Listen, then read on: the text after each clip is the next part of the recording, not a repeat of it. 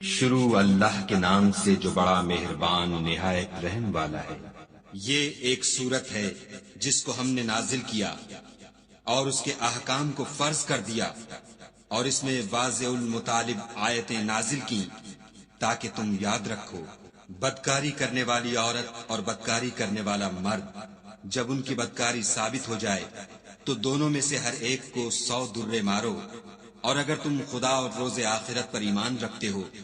تو شرع خدا کے حکم میں تمہیں ان پر ہرگز ترس نہ آئے، اور چاہیے کہ ان کی سزا کے وقت مسلمانوں کی ایک جماعت بھی موجود ہو۔ بدکار مرد تو بدکار یا مشرک عورت کے سوا نکاح نہیں کرتا، اور بدکار عورت کو بھی بدکار یا مشرک مرد کے سوا اور کوئی نکاح میں نہیں لاتا، اور یہ یعنی بدکار عورت سے نکاح کرنا مومنوں پر حرام ہے۔ اور جو لوگ پرہیزگار عورتوں کو بدکاری کا عیب لگائیں اور اس پر 4 گواہ نہ لائیں تو ان کو 80 درے مارو، اور کبھی ان کی شہادت قبول نہ کرو، اور یہی بد کردار ہیں۔ ہاں، جو اس کے بعد توبہ کر لیں اور اپنی حالت سنوار لیں تو خدا بھی بخشنے والا مہربان ہے۔ اور جو لوگ اپنی عورتوں پر بدکاری کی تہمت لگائیں اور خود ان کے سوا ان کے گواہ نہ ہوں تو ہر ایک کی شہادت یہ ہے کہ پہلے تو 4 بار خدا کی قسم کھائے کہ بے شک وہ سچا ہے، اور 5ویں بار یہ کہے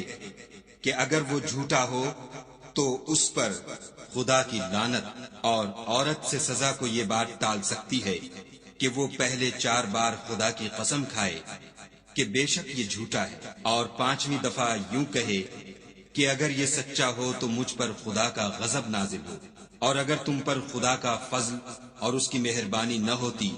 تو بہت سی خرابیاں پیدا ہو جاتی،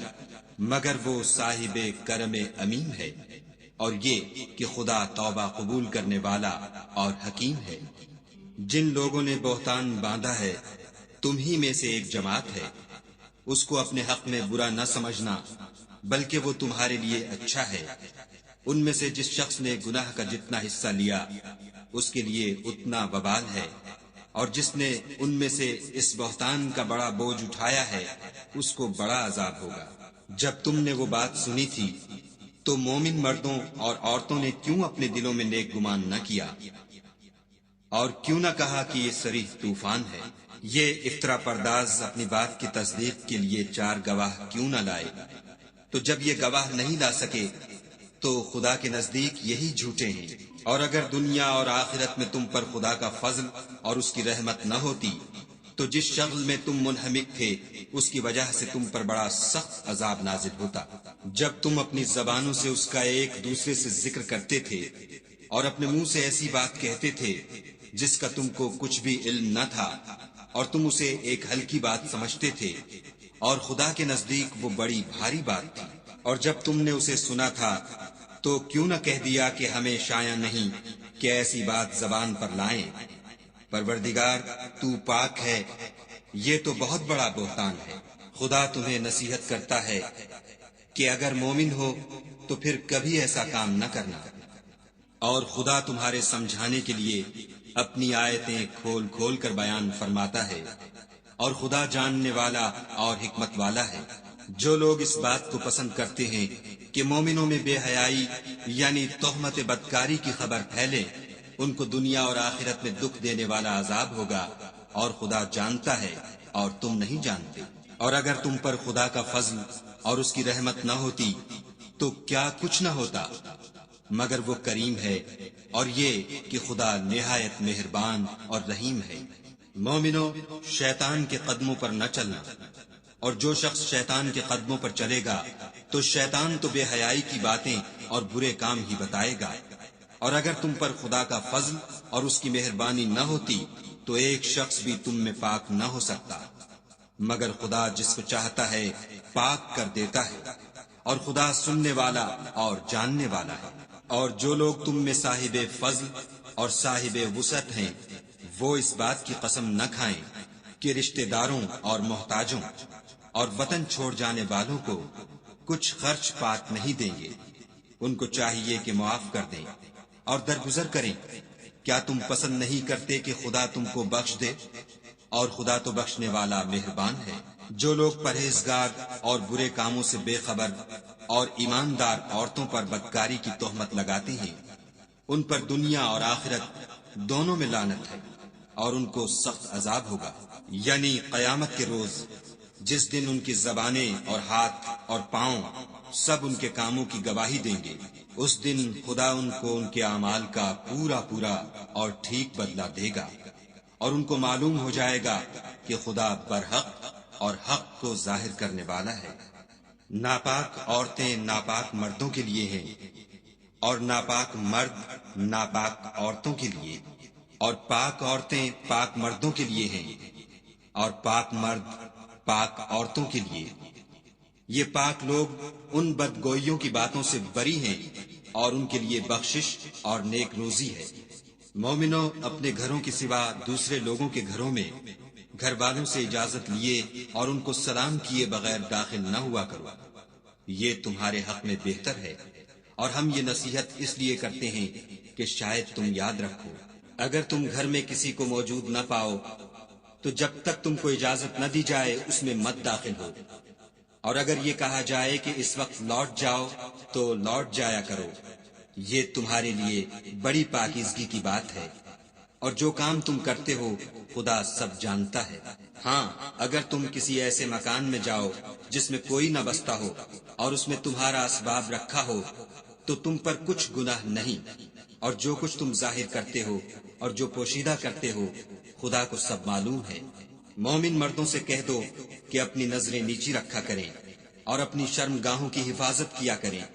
یہ ان کے لیے بڑی پاکیزگی کی بات ہے، اور جو کام یہ کرتے ہیں خدا ان سے خبردار ہے۔ اور مومن عورتوں سے بھی کہہ دو کہ وہ بھی اپنی نگاہیں نیچی رکھا کریں اور اپنی شرم گاہوں کی حفاظت کیا کریں،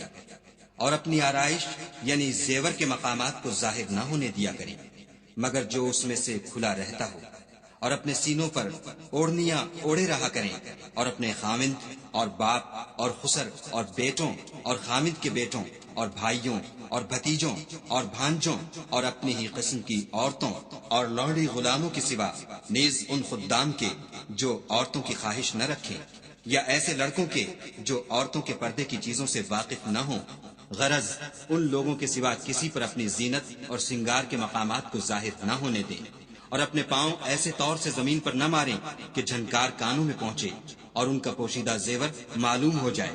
اور مومنوں، سب خدا کے آگے توبہ کرو تاکہ فلاح پاؤ، اور اپنی قوم کی بیوہ عورتوں کے نکاح کر دیا کرو، اور اپنے غلاموں اور لونڈیوں کے بھی جو نیک ہوں نکاح کر دیا کرو۔ اگر وہ مفلس ہوں گے تو خدا ان کو اپنے فضل سے خوشحال کر دے گا، اور خدا بہت وسعت والا اور سب کچھ جاننے والا ہے۔ اور جن کو بیاہ کا مقدور نہ ہو وہ پاک دامنی کو اختیار کیے رہیں یہاں تک کہ خدا ان کو اپنے فضل سے غنی کر دے۔ اور جو غلام تم سے مکاتبت چاہیں، اگر تم ان میں صلاحیت اور نیکی پاؤ تو ان سے مکاتبت کر لو، اور خدا نے جو مال تم کو بخشا ہے اس میں سے ان کو بھی دو۔ اور اپنی لونڈیوں کو اگر وہ پاک دامن رہنا چاہیں تو بے شرمی سے دنیاوی زندگی کے فوائد حاصل کرنے کے لیے بدکاری پر مجبور نہ کرنا، اور جو ان کو مجبور کرے گا تو ان بیچاریوں کے مجبور کیے جانے کے بعد خدا بخشنے والا مہربان ہے۔ اور ہم نے تمہاری طرف روشن آیتیں نازل کی ہیں، اور جو لوگ تم سے پہلے گزر چکے ہیں ان کی خبریں اور پرہیزگاروں کے لیے نصیحت۔ خدا آسمانوں اور زمین کا نور ہے، اس کے نور کی مثال ایسی ہے کہ گویا ایک طاق ہے جس میں چراغ ہے، اور چراغ ایک قندیل میں ہے، اور قندیل ایسی صاف شفاف ہے کہ گویا موتی کا سا چمکتا ہوا تارا ہے۔ اس میں ایک مبارک درخت کا تیل جلایا جاتا ہے،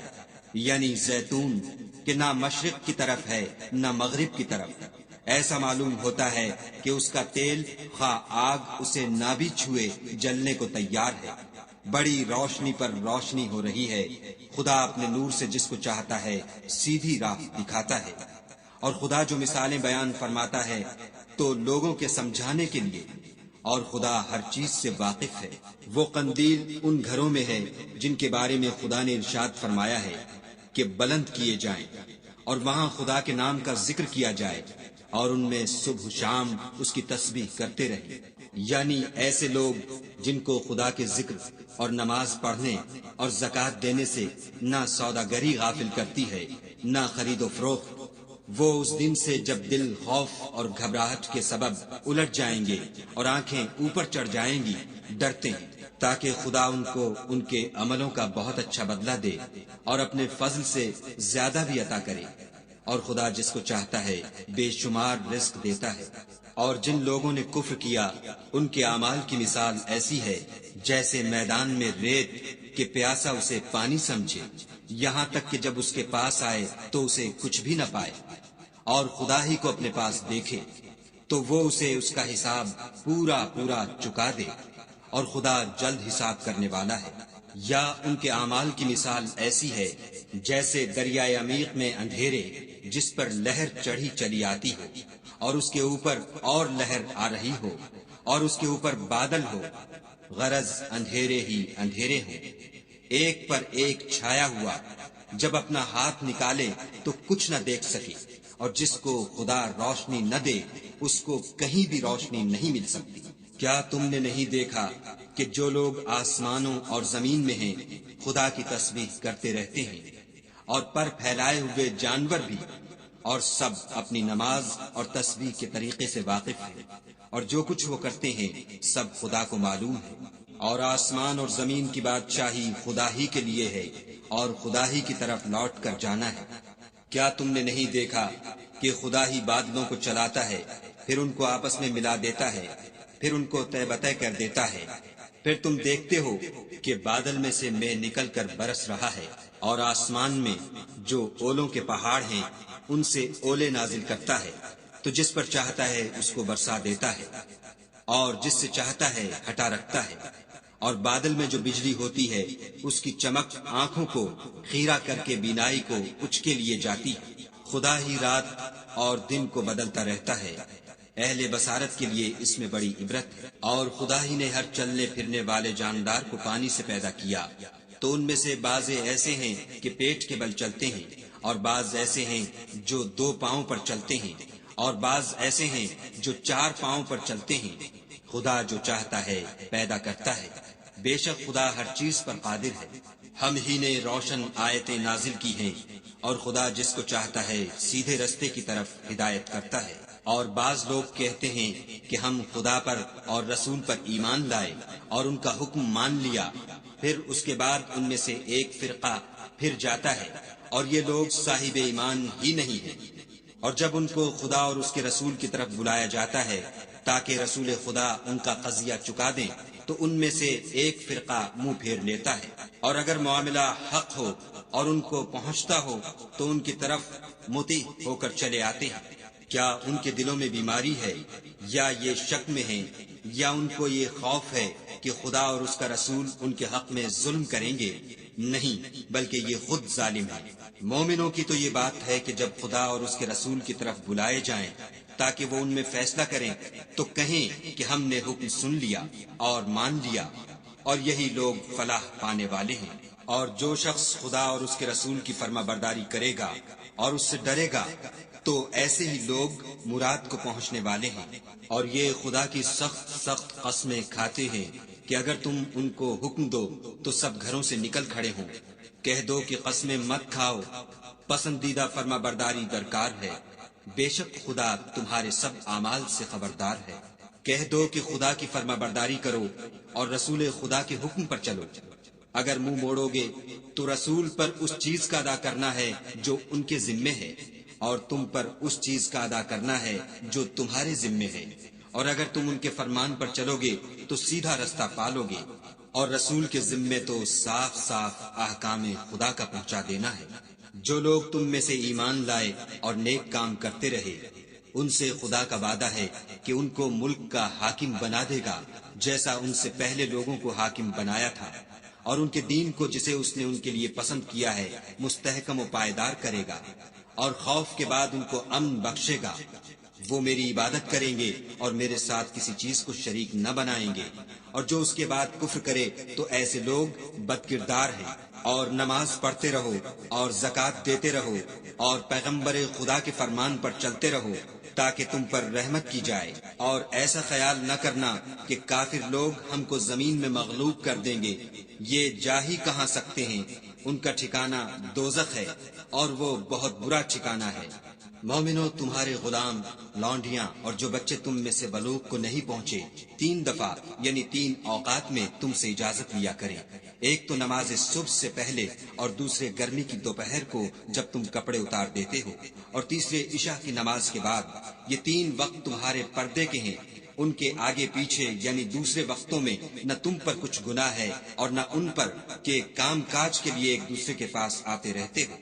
اس طرح خدا اپنی آیتیں کھول کھول کر بیان فرماتا ہے، اور خدا بڑا علم والا اور بڑا حکمت والا ہے۔ اور جب تمہارے لڑکے بالغ ہو جائیں تو ان کو بھی اسی طرح اجازت لینی چاہیے، جس طرح ان سے اگلے یعنی بڑے آدمی اجازت حاصل کرتے رہے ہیں۔ اس طرح خدا تم سے اپنی آیتیں کھول کھول کر بیان فرماتا ہے، اور خدا جاننے والا اور حکمت والا ہے۔ اور بڑی عمر کی عورتیں جن کو نکاح کی توقع نہیں رہی اور وہ کپڑے اتار کر سرننگا کر لیا کریں تو ان پر کچھ گناہ نہیں، بشرطے کہ اپنی زینت کی چیزیں نہ ظاہر کریں، اور اگر اس سے بھی بچیں تو یہ ان کے حق میں بہتر ہے، اور خدا سنتا جانتا ہے۔ نہ تو اندھے پر کچھ گناہ ہے اور نہ لنگڑے پر اور نہ بیمار پر اور نہ خود تم پر کہ اپنے گھروں سے کھانا کھاؤ یا اپنے باپوں کے گھروں سے یا اپنی ماؤں کے گھروں سے یا بھائیوں کے گھروں سے یا اپنی بہنوں کے گھروں سے یا اپنے چچاؤں کے گھروں سے یا اپنی پھوپھیوں کے گھروں سے یا اپنے ماموں کے گھروں سے یا اپنی خالاؤں کے گھروں سے یا اس گھر سے جس کی کنجیاں تمہارے ہاتھ میں ہوں یا اپنے دوستوں کے گھروں سے، اور اس کا بھی تم پر کچھ گناہ نہیں کہ سب مل کر کھانا کھاؤ یا جدا جدا۔ اور جب گھروں میں جایا کرو تو اپنے گھر والوں کو سلام کیا کرو، یہ خدا کی طرف سے مبارک اور پاکیزہ تحفہ ہے۔ اس طرح خدا اپنی آیتیں کھول کھول کر بیان فرماتا ہے تاکہ تم سمجھو۔